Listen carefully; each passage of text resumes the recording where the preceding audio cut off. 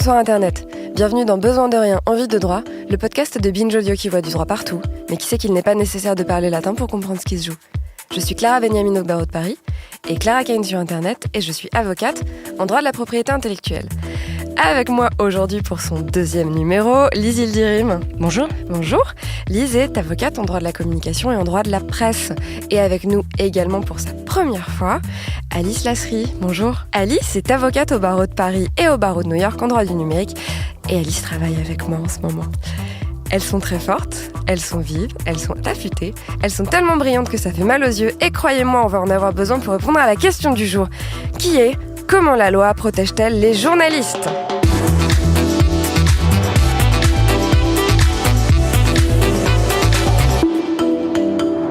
En effet, on a décidé d'évoquer aujourd'hui avec vous la question de la loi qui encadre le journalisme et les journalistes, puisque, comme vous le savez peut-être, les journalistes ont un statut assez particulier.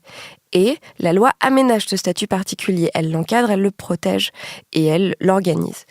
Du coup, on a décidé de se demander et de vous expliquer pourquoi est-ce qu'il existe un cadre aussi protecteur, aussi particulier pour cette profession ? Qu'est-ce qui justifie un régime un petit peu particulier et spécial ? Et pour commencer, on va évoquer les aspects de droit pénal, le volet droit pénal du droit de la presse. Et c'est Lise qui commence en nous parlant d'une certaine perquisition. Oui, le 6 février dernier, il y a une perquisition qui nous a tous beaucoup choqués, en tout cas les gens qui connaissent un petit peu le droit de la presse, puisque 2 procureurs se sont présentés dans les locaux de Mediapart afin de procéder à une perquisition. Alors déjà, qu'est-ce que c'est une perquisition ? Alors, une perquisition, c'est une mesure de contrainte, c'est-à-dire soit des policiers, soit des magistrats qui se présentent au domicile d'une personne et qui vont soit demander, soit forcer l'entrée pour fouiller les lieux et récupérer des documents. D'accord, et donc du coup, là, 2 policiers se présentent chez Mediapart. Alors 2 procureurs, parce qu'on va le voir en fait, lorsqu'on fait une perquisition chez des journalistes, il faut absolument que ce soit des magistrats, c'est-à-dire des juges, et pas simplement des policiers qui agissent au nom des juges. Donc par exemple, c'est pas la même chose de faire une perquisition dans une rédaction de presse que de faire une perquisition chez quelqu'un ? Exactement, il y a un statut qui est particulier pour les organes de presse, et c'est justement dans l'objectif de protéger ce qu'on appelle les sources des journalistes. On l'expliquera peut-être une autre fois, mais il y a aussi un statut particulier, par exemple, pour les cabinets d'avocats. Exactement, parce que de la même manière, les avocats ont dans leur cabinet des éléments qui nécessitent une protection supplémentaire. Du fait de la confidentialité. Et donc, du coup, il existe un régime spécial pour les perquisitions dans les organes de presse du fait du secret des sources, c'est-à-dire ? Exactement. Alors, juste de manière préliminaire, il faut quand même rappeler que les perquisitions au sein des organes de presse, c'est rarissime et c'est même très choquant. De mémoire, là, récemment, on n'a pas d'exemple de perquisition telle que celle qui a été tentée chez Mediapart. Tentée. Et je dis bien tentée parce qu'en réalité, les procureurs qui se sont présentés, ils sont allés un petit peu au talent. On revient sur la note technique et la note artistique de l'épisode Presse People. Merci. Exactement, puisque en fait, pour vous la faire courte, il y a 2 types de perquisitions. Il y a celle qui est autorisée par un juge spécifique et la personne qui se fait visiter, on parle de visite domiciliaire également pour parler de perquisition, la personne qui est visitée ne peut pas s'opposer à la perquisition quand ça a été autorisé par un magistrat spécifique. Là, en l'occurrence, il n'y avait pas cette autorisation spéciale et donc Mediapart a simplement pu dire à ces 2 procureurs « Non, vous ne rentrez pas » et ils sont repartis bredouille. Vous ne passerez pas, littéralement. Oui, littéralement. La question évidemment qui se pose, c'est celle des sources. Pourquoi il y a eu une perquisition chez Mediapart, enfin une tentative au mois de février ? Parce que Mediapart avait diffusé une vidéo de Alexandre Benalla et Vincent Crasse en train de violer leur contrôle judiciaire. Ils papotaient tranquillement tous les deux. Alors que, du coup, ils n'avaient pas le droit de se voir. Ils n'avaient pas le droit de se voir. Voilà. Et donc... Ils n'avaient légalement pas le droit de se voir. Il y avait une décision d'un juge. Exactement. C'est-à-dire que s'ils se voyaient, potentiellement, ils allaient en prison. C'était ça l'enjeu. Donc c'était une vidéo très importante. Voilà. Et de manière complètement inexplicable, il y a quelqu'un au parquet de Paris qui s'est dit en fait, diffuser cette vidéo, ça porte atteinte à l'intimité de leur vie privée. Donc, on va mener une enquête. Voilà. Hilarant. C'est vrai que c'est pas très sympa. Bon, un peu ironique.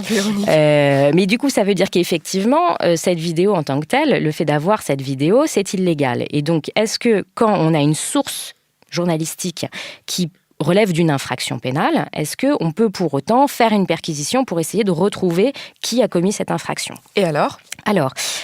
Aujourd'hui, c'est le cas, mais ça n'a pas toujours été le cas en France. Parce qu'en fait, la protection du secret des sources, c'est un truc assez récent. Du genre ? Dans la loi, ça date uniquement de 2010. Donc avant 2010 en France, dans la loi française interne, il n'y a pas écrit spécifiquement le secret des sources des journalistes, c'est protégé. Exactement. J'ai vraiment un gros talent de rédaction de loi, je voudrais qu'on le mette, s'il vous plaît. Recommandez-moi sur LinkedIn. En effet, en réalité, en 1918, on avait simplement un principe déontologique qui était posé par la Charte des devoirs du journaliste, qui était adoptée par un syndicat national des journalistes.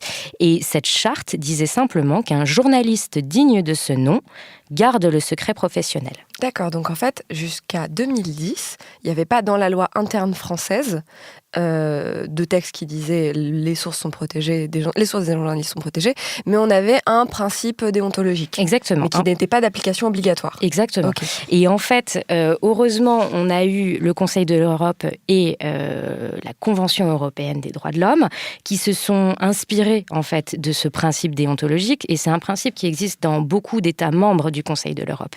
Et la Convention européenne des droits de l'homme a, on en avait parlé précédemment, un article 10 qui protège la liberté d'informer et surtout la liberté d'expression. Tu nous racontais hier soir en préparant l'émission que du coup, avant ça, il y avait des méthodes un petit peu imaginatives si jamais on faisait l'objet d'une perquisition. Exactement, le système D des journalistes. Parce que alors là, c'est le système C du coup. avant la Convention européenne des droits de l'homme et avant la réforme de 2010, moi j'ai cette anecdote qui est juste incroyable, d'une agence de presse qui faisait beaucoup d'investigations. Donc ils partaient avec leurs caméras et ils allaient tourner des images et c'était très politique. Voilà, c'est la France de Balladur et de Chirac, hein, donc c'est quand même une autre époque. Et donc les journalistes se disent ok, on sent qu'il y a une perquisition qui va arriver. Et à l'époque, c'était donc beaucoup moins protégé qu'aujourd'hui. Et donc ils avaient ces VHS, hein, les cassettes avec les rushs de l'enquête. Et ils sont allés les VHS. Non, je déconne. Continue. Et donc, ils sont allés planquer les rushs au fond des sacs de couscous du resto marocain du coin. Voilà. Le fameux système C, le sac de couscous. Bon, heureusement, avec le Conseil de l'Europe et la CEDH et notre article 10, on a une jurisprudence, en fait, qui s'est dégagée à compter de 96, qui est venue nous dire que la protection des sources journalistiques est une pierre angulaire de la liberté de la presse. Et ça, c'est bien. Évidemment, c'est bien. Du coup, la France s'est dit, il est peut-être temps que je me réveille. Et en 2010, on a fini par ancrer le principe de la protection des sources des journalistes dans la loi. Et donc, on est venu mettre ce principe dans la loi sur la presse, qui est la fameuse loi du 29 juillet 1881. Et on a mis ce principe de protection à l'article 2. Donc, ça prouve quand même que c'est important. Tout de suite. C'est quoi l'article 1 C'est la liberté de l'impression. Très bien. Donc, t'as le droit d'imprimer des trucs ou de les mettre en ligne, ou etc., puisque donc ça s'adapte. Et 2, les sources, c'est secret. Exactement. Très bien. Et donc, du coup, cet article 2, il vient nous dire, en gros, que le secret des sources, c'est protégé lorsque les journalistes exercent leur mission d'information du public. Donc, c'est pas n'importe quand, c'est vraiment quand ils exercent leur métier. Et qu'il est possible d'y porter atteinte uniquement s'il existe un impératif prépondérant d'intérêt public et que les mesures envisagées sont strictement nécessaires et proportionnées. Ok. Ce qui veut dire que le but doit être hyper important et que le secret ne peut être dévoilé que pour ce but précis. On ne peut pas aller à la pêche aux infos. Mais il est vrai qu'en France, ce principe de protection des sources et des journalistes, qui est très très beau et très très noble et très très précieux, on a une fâcheuse tendance à essayer de le contourner un peu. Oui, en fait, il y a une vraie tendance de la part des enquêteurs, alors maintenant qui commence à passer grâce à cette protection juridique qu'on a, mais les enquêteurs aimaient bien, pour essayer de comprendre d'où venaient les sources des journalistes, décortiquer leur fadette. C'est quoi une fadette ? C'est les relevés d'appels téléphoniques détaillés. Donc, grâce à cette réforme de 2010 et grâce à la jurisprudence de la CEDH, on a dès 2011 un arrêt de la Chambre criminelle de la Cour de cassation qui vient nous dire au visa de ces deux textes que c'est mort les fadettes si c'est pas pour vraiment un but prépondérant d'intérêt public. On peut pas s'amuser à décortiquer les appels téléphoniques de journalistes. Tu peux nous donner un exemple de but prépondérant d'intérêt public ?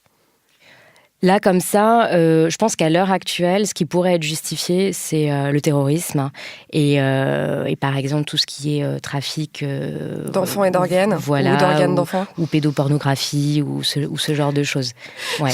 Mais par exemple, en 2014, la 17e chambre, qui est donc la fameuse chambre de la presse, nous a dit que, par exemple, quelqu'un qui fait fuiter des documents d'une instruction judiciaire en cours, ce qui est une infraction pénale, ça justifie pas qu'on décortique les fadettes d'un journaliste. Alors Lise vient de continuer telle une pro tout droit pendant que Solène, notre réalisatrice, a déplacé son écran d'ordinateur pour pouvoir m'adresser des regards de la honte plus facilement. Donc effectivement, on voit bien que la justice française s'est quand même un peu emparée du sujet et a cadré les choses. Et donc maintenant, le secret des sources, c'est un vrai truc. C'est plus genre un principe déontologique très noble, mais dont tout le monde Oui, voilà, en fait, la tendance s'est propagée parce que, par exemple, si on prend l'exemple de l'audition libre, c'est quand vous êtes convoqué au commissariat pour témoigner à propos d'une affaire. L'article sur l'audition libre, aujourd'hui, il vise spécifiquement le cas du journaliste. C'est-à-dire, on a un alinéa 2 qui nous dit « Tout journaliste entendu comme témoin sur des informations recueillies dans l'exercice de son activité est libre de ne pas en révéler l'origine. » Et ça, on est content. On est très content. On est très content. Pour en revenir aux perquisitions des organes de presse, qu'est-ce qui se passe du coup en pratique ? Alors en pratique, on a cet article 56-2 du Code de procédure pénale qui vise spécifiquement la perquisition dans un organe de presse. Et ça nous dit qu'en gros, elle peut être effectuée uniquement par un juge, donc c'est pas la police tout seul, sur décision écrite et motivée. Le juge est tout de suite obligé de dire au journaliste qu'il est en train de perquisitionner pourquoi il est là, quelle est l'infraction sur laquelle il est en train d'enquêter. Donc dans l'exemple de Mediapart, c'était l'atteinte à l'intimité de la vie privée de Benalla et Crass. Ce nom, c'est terrible. Enfin, Vincent Crass, qui s'appelle Vincent Crass. Pardon. Il n'y a que le juge qui peut prendre connaissance des documents saisis. Et surtout, si le journaliste lui dit « hop, ce document-là, c'est une source, je veux absolument pas que ça fuite », tout de suite, c'est transmis à un juge spécial, complètement indépendant, qui n'est pas dans le dossier. Qui n'a pas de lien avec l'affaire. Exactement. Donc qui vraiment n'a pas de parti pris. Et qui a 5 jours pour se prononcer et dire si oui ou non on peut utiliser ce document ou pas. Donc ça, c'est vraiment un rempart pour protéger le secret des sources. Voilà, pour un petit peu expliquer, la perquisition, on l'a dit, c'est rarissime, c'est choquant, c'est une mesure de contrainte, c'est un truc extrêmement violent. En gros, on rentre chez vous et on met votre appartement à sac, on cherche des documents. Donc faire ça chez des journalistes aujourd'hui, heureusement, dans la société démocratique dans laquelle on est, ça arrive quasiment jamais. Et en pratique, la justice, quand elle a besoin d'informations auprès de journalistes, elle procède davantage avec ce qu'on appelle... Ouais, et surtout des réquisitions judiciaires. La réquisition judiciaire, c'est en gros un juge qui envoie un papier à BFM TV ou à iTélé, ou que sais-je. Ça n'existe plus, iTélé, je suis très triste, pardon. LCI. Et maintenant, 20 minutes de violon pour pleurer la mort de iTélé. Bolloré, si tu nous écoutes. Et donc la réquisition judiciaire, c'est vraiment un juge qui envoie un petit papier en disant j'ai vu que BFM TV avait filmé pendant une manif une agression, j'ai besoin de vos rushs, vous me les transmettez et vous me transmettez que ça. Une agression pendant une manif ? Ah oui. C'est-à-dire, je veux dire, quelqu'un qui travaille avec le gouvernement. Effectivement, c'est pas dit qu'il cherche ces rushs-là, mais voilà, c'est un cas d'école. Et en tout cas, ça permet aux journalistes de participer quand ils le peuvent et quand ça respecte le secret des sources à certaines enquêtes judiciaires. Merci la loi.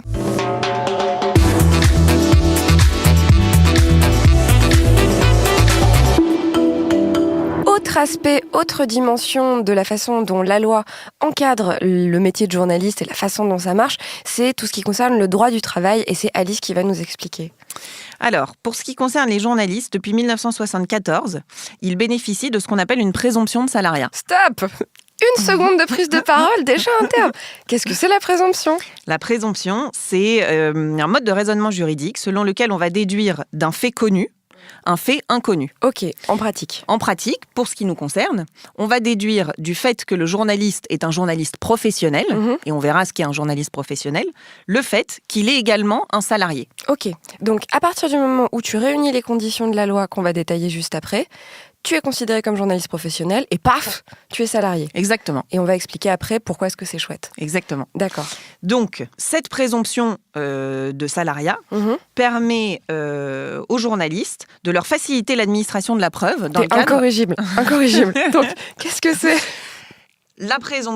Cette présomption de salariat permet aux journalistes professionnels de ne pas avoir à apporter la preuve du fait qu'il est salarié et du fait qu'il peut bénéficier de tous les avantages du salarié. Donc, à partir du moment où tu réunis ces 4 critères sur lesquels on arrive tout de suite, c'est promis, paf, c'est bon, t'es journaliste professionnel et donc double paf, t'es salarié. Exactement. Ok, donc c'est quoi ces 4 critères ? Alors, les 4 critères pour pouvoir bénéficier de la présomption de salariat, c'est d'abord qu'il faut effectivement exercer la profession de journaliste. Okay. Parce que le statut de journaliste professionnel n'est pas accordé une fois pour toutes et il peut être perdu si la personne n'exerce plus l'activité de journaliste. Ok, ça c'est le premier. Ensuite. Premier point. Deuxième point, il faut exercer dans une ou plusieurs entreprises de presse. Ok. Pas de difficulté. Troisième condition, l'activité doit être exercée à titre principal, c'est-à-dire qu'elle ne peut pas être l'accessoire d'une autre profession. Ton métier, ça doit être d'être journaliste. Par exemple, si je suis comptable au Monde et qu'un coup de temps, je fais un article, c'est pas mon activité à titre professionnel. Activité principale. Alors que je bosse dans un organe de presse, etc. Exactement. Ok, ça c'est 3. Et le 4 ? Et dernier point, l'activité doit être rémunérée et doit procurer à la personne l'essentiel de ses revenus, c'est-à-dire au moins la moitié de ses revenus. Ok, et donc une fois que ces 4 critères sont réunis... Alors je me permets juste une toute petite précision et qui est importante, c'est que la détention de la carte de presse n'est pas obligatoire. Tant qu'on remplit ces 4 critères-là, on n'a pas besoin d'avoir une carte de presse. Exactement, et j'ajouterais même que la détention de la carte de presse ne te fait pas être un journaliste professionnel. C'est très moche. Pas nécessairement. Ouais, c'est-à-dire que la détention de la carte de presse ne fait pas de toi un journaliste professionnel et l'absence de détention de la carte de presse ne veut pas dire que tu n'es pas journaliste professionnel. Ok, donc en fait, ce qui compte, c'est pas le fait d'avoir la carte, ce qui compte, c'est le fait de remplir ces 4 critères. Exactement. D'accord, et donc... Et ce qui est très important dans la définition du journaliste professionnel, c'est que cette définition ne tient pas compte du mode de rémunération du journaliste, ce qui permet à tous les journalistes, et ils sont nombreux qui sont payés à la pige, les fameux pigistes, de pouvoir être considérés comme un journaliste professionnel et donc bénéficier de cette présomption de salariat. Et donc, en quoi c'est précieux tout ça ? En quoi c'est précieux de pouvoir dire je suis salarié ? C'est précieux parce que justement, beaucoup de journalistes sont dans une situation assez précaire. Et le fait de pouvoir être considéré comme un journaliste professionnel leur procure un grand nombre d'avantages. Lesquels, par exemple ? Alors d'abord, il y a les avantages classiques qui découlent du salariat, c'est-à-dire la protection de l'emploi, les congés payés, la sécu, le chômage, la retraite et tout ça. Les tickets resto par exemple. Et il y a un certain nombre de bénéfices qui sont spécifiques aux journalistes et qui ont été inclus dans le Code du travail. Donc attends, on a donc les bénéfices. Donc à partir du moment où tu réunis les 4 conditions, bam, t'es journaliste professionnel, donc bam, t'es salarié. Donc classiquement, tu es salarié, donc tu as le droit à la protection sociale du salarié, au congé payé, à la sécu, au chômage, tous ces trucs qui font rêver les professions libérales. Et exactement. Voilà, donc ça c'est les avantages dits classiques. Et il y a aussi des avantages plus spécifiques. Exactement. Lesquels sont-ils ? Les avantages spécifiques aux journalistes, ce sont par exemple la reconnaissance d'un droit d'auteur des journalistes, sur lequel on reviendra tout à l'heure. C'est également la reconnaissance de ce qu'on appelle les clauses de conscience et les clauses de cession. Qu'est-ce que c'est ? Alors la clause de conscience, c'est un droit qui permet aux journalistes, en cas de changement de situation juridique de son employeur, de son titre de presse, et plus particulièrement en cas de changement de ligne éditoriale de son titre de presse, de démissionner tout en conservant les avantages du licenciement. Donc les indemnités, le droit au chômage. Particulièrement les indemnités. Donc ça, c'est la clause de conscience. Est-ce qu'il y a d'autres particularités ? Oui, il y a la clause de cession qui est très proche de la clause de conscience, mais qui s'en distingue quand même. La clause de cession, c'est celle qui permet aux journalistes de bénéficier d'une présomption de changement de ligne éditoriale, encore la présomption, en cas de changement d'actionnaire au sein de son organe de presse. C'est-à-dire ? Ça veut dire que si demain le Figaro était racheté par Le Monde, les journalistes du FIG pourraient dire changement de ligne éditoriale présumé, moi je démissionne et j'ai le droit à mes indemnités. J'imagine l'Humanité rachetée par Coca. tu vois. Par exemple. Non, mais en réalité, c'est hyper important parce qu'en ce moment, et notamment dans la production audiovisuelle, on constate qu'il y a une vraie concentration du milieu, avec plein de boîtes audiovisuelles qui se font racheter, etc., avec des groupes qui sont en train de se restructurer. Et donc, les petits organes de presse qui, à l'époque, étaient tout petits, indépendants dans leur coin, quand ils se font racheter par des mastodontes des médias, là, les journalistes peuvent activer leur clause de cession. Et c'est hyper important parce qu'en réalité, qui dit rachat, dit restructuration, dit on dégage des gens. Et là, le statut, la protection du journaliste en tant que salarié est hyper importante et permet à ces gens-là de retomber sur leurs pattes. Donc on voit qu'il y a quand même des mécanismes légaux particuliers qui donnent un statut particulier à cette profession de journaliste. Et donc qui en fait protège le quatrième pouvoir, protège l'indépendance de conscience et la qualité de la couverture de l'information. Exactement. Parfait, merci. Écoutez, Alice a validé, je crois que du coup on peut passer à la section d'après. Merci. Ok, donc on a parlé du volet droit pénal, on a parlé du volet droit du travail, il est temps qu'on parle des droits d'auteur. Qu'est-ce qui commence ? Eh bien, moi, pour quelques rappels théoriques et généraux. Mais bien sûr. Non, parce que avant d'aborder la question des droits d'auteur des journalistes, on l'a dit et répété, c'est spécifique. Donc, on s'est dit que ce serait bien de faire un petit rappel du principe, n'est-ce pas ? Un droit d'auteur, c'est quoi ? C'est pour toute personne. C'est une thèse. D'autres personnes se sont tentées à répondre. Non, le droit d'auteur, c'est quoi ? C'est un droit exclusif qui apparaît sur la tête de celui qui crée. C'est-à-dire, celui qui crée une œuvre peut s'opposer à ce que d'autres personnes exploitent sa création sans son autorisation expresse. Dans le cas du journaliste, ça va être le journaliste qui écrit un article, qui réalise un reportage ou qui conduit une interview. C'est sa création, il a des droits d'auteur dessus. Et le principe du Code de la propriété intellectuelle voudrait qu'il puisse s'opposer à toute exploitation de son article s'il n'a pas conclu un contrat. Si ce n'est qu'en réalité, le journaliste, il a un régime dérogatoire. Donc, on va se rendre compte qu'il n'aura pas besoin de signer ce contrat. Le principe, c'est quoi ? C'est quand je suis créateur, je signe un contrat pour céder mes droits qui dit quel droit je cède, pour quel territoire, pour quelle durée et pour quel prix. Sauf qu'en pratique, on s'est rendu compte que, le législateur s'est dit c'est trop lourd pour les journalistes, il faut simplifier le système. Et c'est comme ça qu'on a mis en place un régime dérogatoire. Un régime dérogatoire qui a été mis en place en 2009, Alice. Exactement, ça a été mis en place en 2009 par la fameuse loi Hadopi. Hadopi comme l'Hadopi ? Hadopi comme l'Hadopi. Donc qui a aussi prévu des choses pour la presse. Exactement. Elle n'a pas fait que sanctionner le téléchargement illégal. Elle a mis en place pour les journalistes un mécanisme de cession automatique des droits d'auteur des journalistes à l'organe de presse qui les emploie. Comment ça marche ? Eh bien, au moment où le journaliste est recruté par son employeur, par l'organe de presse. Donc quand on dit recruter, c'est à la fois un contrat à durée déterminée, plein temps, etc. et à la fois pour faire des piges. Exactement. Donc à ce moment-là, les droits du journaliste sur l'article ou les articles qu'il va être amené à écrire sont automatiquement cédés à son employeur qui va pouvoir les exploiter, évidemment dans certaines conditions encadrées par la loi, etc. Mais le journaliste est dépossédé de ses droits. Donc il est pas censé, à chaque fois qu'il écrit un papier, un article, quelque chose, signer une petite cession de droit. Quoi. Là, ça, c'est le principe. Ça, c'est le principe. Ça, c'est le principe. Et le régime dérogatoire qui a été appliqué aux journalistes fait que, de par son statut, le journaliste n'a plus besoin de céder ses droits au coup par coup à son employeur. Ok. Alors, comment est-ce que l'employeur a la possibilité d'exploiter les articles de ses salariés ? Cette exploitation se fait à travers ce qu'on appelle des cercles d'exploitation des œuvres des journalistes. Et donc, il y en a 3. Premier cercle. Il y a 3 cercles d'exploitation.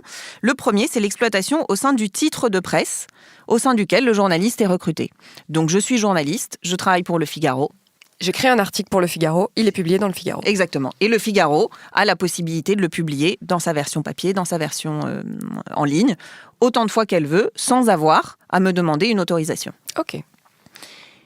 Cette exploitation, alors le journaliste est quand même rémunéré, et cette exploitation est rémunérée à travers le salaire qui est versé par l'employeur au journaliste. Donc on n'a pas une espèce de prime, quoi.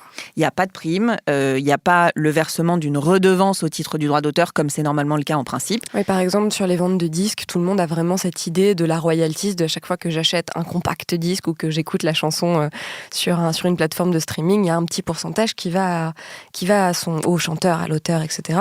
Quand je clique sur un article dans Le Monde, Le Figaro, il n'y a pas un pourcentage de l'argent qui est généré qui va au journaliste. Non. C'est couvert par son salaire. Exactement. Ok.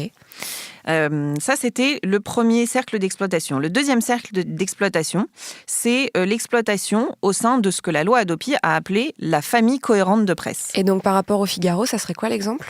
Ça serait tous les titres de presse qui appartiennent au groupe auquel appartient le Figaro. Donc, par exemple, le magazine Madame Figaro, qui est publié le week-end. Ce journaliste qui a écrit un super article le mercredi, le Figaro a le droit de dire « Je vais reprendre ton article et je vais le publier dans un autre titre qui appartient à notre famille ». Et est-ce que ça donne droit à une nouvelle rémunération ? Alors, pour cette exploitation, l'employeur a l'option soit de verser, en principe, une rémunération à titre de salaire complémentaire, soit elle peut verser une rémunération au titre des droits d'auteur. La seule différence entre les deux, c'est le régime fiscal, c'est-à-dire que en versant un salaire, on paye des cotisations. Maintenant, 2 heures de détails sur le régime fiscal. Bien sûr.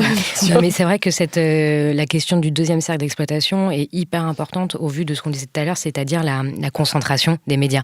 Il y a tellement de rachats qu'aujourd'hui, la famille cohérente de presse, c'est un truc énorme. Je vous invite à aller voir la carte qui est régulièrement rééditée par le Monde diplomatique sur qui détient quoi des organes de presse en France. C'est terrifiant. Mathieu Gallet, c'est tout. Juste Mathieu Gallet. Et Xavier Niel. Ouais, j'ai ça. Pardon, excusez-moi. En fait, vous faites le contenu et moi, je fais les blagues. C'est ça. Pour ceux qui ne l'auraient pas encore compris. Est-ce qu'on avait fini sur le deuxième cercle ? Le deuxième cercle, c'est bon. Et le troisième ? Troisième et dernier cercle d'exploitation, c'est ce qu'on appelle les exploitations extérieures, c'est-à-dire tout ce qui est hors famille de presse. Donc, par exemple, si demain le Figaro souhaitait publier un livre dans lequel il organisait d'une manière ou d'une autre les articles écrits par ses journalistes, le Figaro serait obligé de rémunérer de manière complémentaire et seulement au titre des redevances de droits d'auteur les journalistes pour lesquels il a pris les articles. D'accord, donc ça serait pas du salaire, ça serait du nouveau droit d'auteur. Exactement. Et là, il n'y a pas le choix. Ok. Donc, une petite conclusion pour tout ça, peut-être ? Ou pas, Que du coup, le journaliste est, depuis la loi Hadopi, très fragilisé dans sa manière de se rémunérer, puisque aujourd'hui, on est quand même sur des exploitations de plus en plus en ligne, donc il n'y a plus de rémunération supplémentaire, de plus en plus au sein de familles cohérentes de presse, parce qu'aujourd'hui, les mêmes titres appartiennent tous au même groupe, donc les pauvres journalistes, ok, ils ont leur présomption de salariat, mais en termes de rémunération, c'est un peu faiblard. Alice ? Autant on essaye de les protéger dans la façon dont ils exercent leur métier, autant leur casquette auteur, on n'a pas... Elle est de plus en plus fragile. Exactement. Ok, donc on a fait là un tour le plus exhaustif possible dans le temps qui nous est imparti sur comment est-ce que la loi française cadre, organise, protège la vie du journaliste dans son exercice professionnel. Ce qu'il faut savoir, c'est que dans les grandes nouveautés qui nous foncent droit dessus, il y a une directive européenne qui a été votée il y a quelque temps, dont vous avez beaucoup entendu parler pour les modifications potentielles qu'elle pourrait faire sur les youtubeurs. C'est l'article 13 qui est devenu l'article 17. Mais il y a également un autre article qui a fait grand débat et grand bruit, qui est l'article 11, qui maintenant est l'article 15, c'est ça ? Ouais. Et donc, cet article-là va prévoir, alors je vais vous le dire très très vite parce que c'est un peu compliqué, va prévoir peut-être la création d'un droit voisin au profit des éditeurs de presse. On ne rentre pas dans les détails aujourd'hui, on le fera peut-être une prochaine fois, puisqu'il s'agit d'une directive. Une directive a besoin d'être adaptée pour être mise dans la loi française, à l'inverse d'un règlement. Un petit peu compliqué. Mais donc, du coup, pour l'instant, comme on ne sait pas exactement comment ça va se passer en France, on préfère vous épargner les détails un peu techniques. Est-ce que l'une de vous veut ajouter quelque chose ? L'esprit de cette directive, c'est quand même toujours face à la montée d'Internet et face à la montée de cette technologie, et notamment des agrégateurs de contenu. Type Google News. Voilà, face auxquels les éditeurs de presse sont un petit peu démunis. L'Europe a décidé de leur donner un coup de pouce et de leur conférer un droit voisin, c'est-à-dire une possibilité de se rémunérer sur leurs articles qui sont repris par les agrégateurs. À voir du coup dans les 2 prochaines années comment, en pratique, ça va être mis en place. Oui, parce qu'effectivement, à partir du moment où une directive est votée, les États membres ont 2 ans pour les inclure dans leurs droits nationaux avec les adaptations nécessaires. Écoutez, je crois qu'on a fait à peu près le tour, que c'était donc notre épisode sur le droit des journalistes. Besoin de rire, envie de droit est un podcast produit par Binge Audio et réalisé par Solène Moulin. Nous sommes sur les réseaux sociaux, sur les applis de podcast. Aimez-nous, likez-nous, envoyez-nous des étoiles et on se retrouve dans 15 jours.